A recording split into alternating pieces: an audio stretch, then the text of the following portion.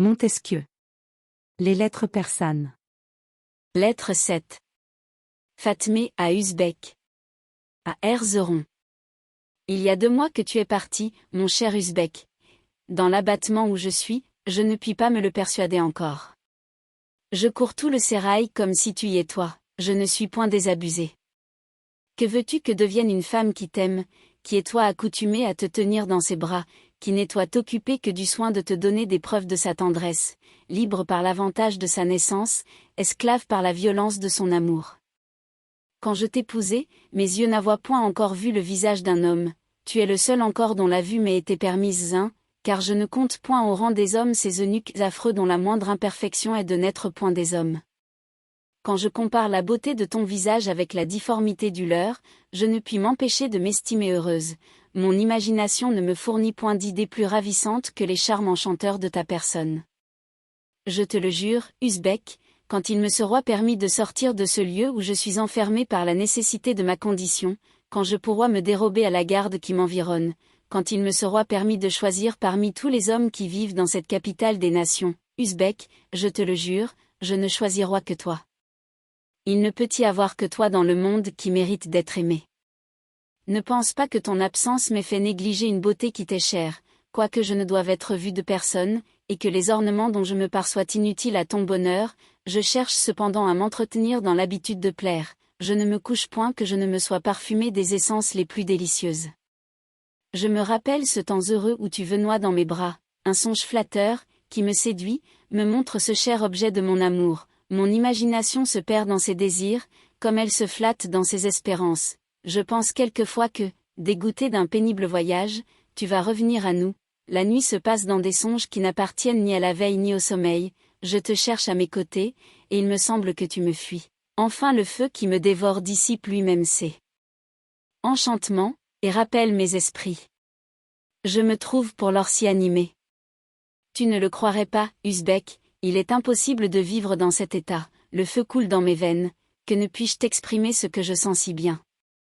Et comment sens-je si bien ce que je ne puis t'exprimer? Dans ces moments, Usbek, je donnerai l'empire du monde pour un seul de tes baisers. Qu'une femme est malheureuse d'avoir des désirs si violents, lorsqu'elle est privée de celui qui peut seul les satisfaire, que, livrée à elle-même, n'ayant rien qui puisse la distraire, il faut qu'elle vive dans l'habitude des soupirs et dans la fureur d'une passion irritée, que, bien loin d'être heureuse, elle n'a pas même l'avantage de servir à la félicité d'un autre, ornement inutile d'un sérail, gardé pour l'honneur et non pas pour le bonheur de son époux. Vous êtes bien cruels, vous autres hommes.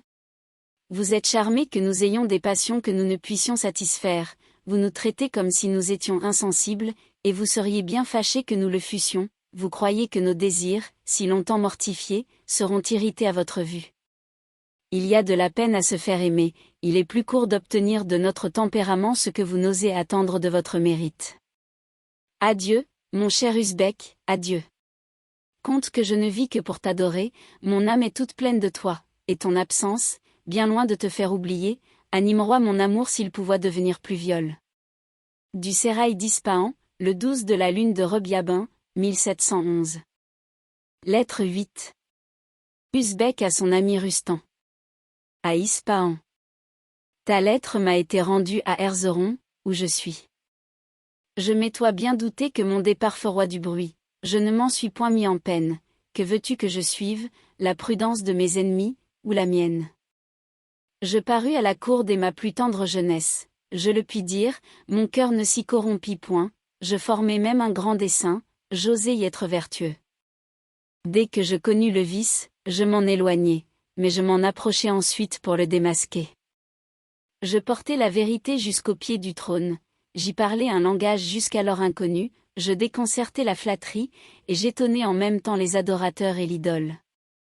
Mais, quand je vis que ma sincérité m'avait fait des ennemis, que je m'étois à attirer la jalousie des ministres sans avoir la faveur du prince, que, dans une cour corrompue, je ne me soutenois plus que par une foible vertu, je résolus de la quitter. Je feignis un grand attachement pour les sciences, et, à force de le feindre, il me vint réellement. Je ne me mêlai plus d'aucunes affaires, et je me retirai dans une maison de campagne. Mais ce parti même avoit ses inconvénients, je restois toujours exposé à la malice de mes ennemis, et je m'étois presque ôté les moyens de m'en garantir. Quelques avis secrets me firent penser à moi sérieusement, je résolus de m'exiler de ma patrie, et ma retraite même de la cour m'en fournit un prétexte plausible. J'allai au roi, je lui marquai l'envie que j'avois de m'instruire dans les sciences de l'Occident, je lui insinuai qu'il pourrait tirer de l'utilité de mes voyages, je trouvai grâce devant ses yeux, je partis, et je dérobai une victime à mes ennemis. Voilà, Rustan, le véritable motif de mon voyage.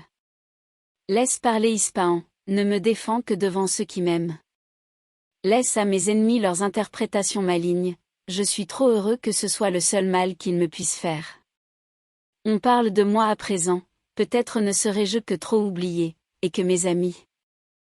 Non, Rustan, je ne veux point me livrer à cette triste pensée, je leur serai toujours cher, je compte sur leur fidélité, comme sur la tienne.